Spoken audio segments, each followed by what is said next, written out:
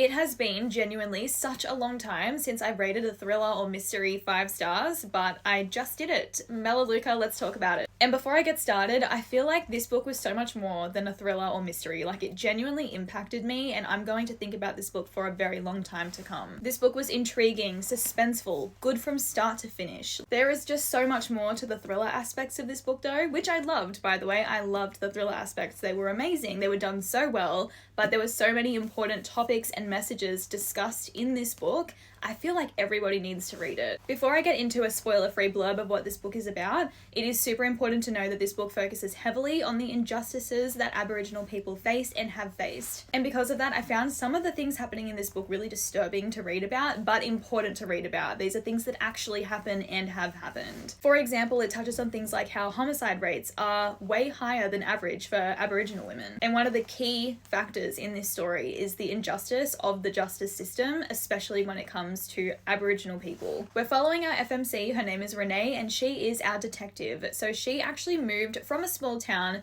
to Brisbane to be a detective and basically escape her small town life. However, her mother becomes unwell, so Renee ends up moving back temporarily because her mother needs a carer and doesn't have anyone yet. So while she's moving back to her small town, she also wants to find a job, so she starts working for the police here. Then the body of an Aboriginal woman is found, and it's basically up to Renee to work out who did it. And Renee quickly uncovers that it looks like this crime is actually linked to an unsolved crime surrounding 2 other Aboriginal girls from 30 years ago. So Renee ends up looking into that old case to sort of help work out what's happening with the current case. So we jump between 2 point of views. We've got Renee. She's our detective in the current present day. She is solving a crime.